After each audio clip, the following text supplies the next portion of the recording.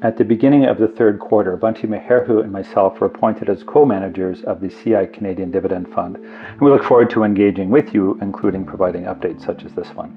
The third quarter certainly was an interesting one. As we continue to live through COVID, we've got those competing forces of the optimism associated with the reopening and the growth that would come with that. That, though, in contrast to the supply chain disruptions that are making it difficult to meet demand and slowing the potential for growth, which then naturally gives rise to inflation.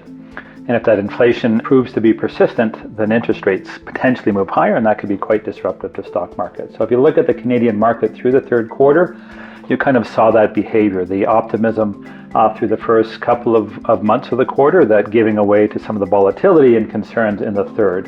Energy markets in particular really follow that track, is performing quite well through the first couple of months and giving up ground through September. And in September, of course, we had our federal election, really a non-event. It typically is from a market point of view, and this one was also a non-event from a political point of view.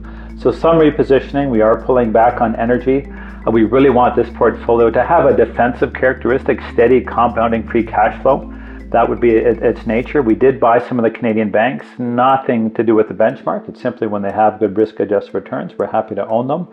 And with our foreign content, which we'll keep under 30%, we like those types of names you really can't get in Canada. And if there's a non-dividend payer, it'll likely be with the foreign content.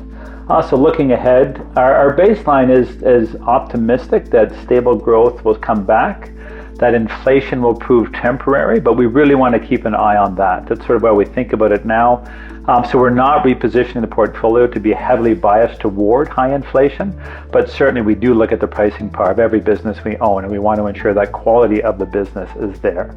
So that's how we're set up currently. That's it for this update, and we'll engage again with you shortly.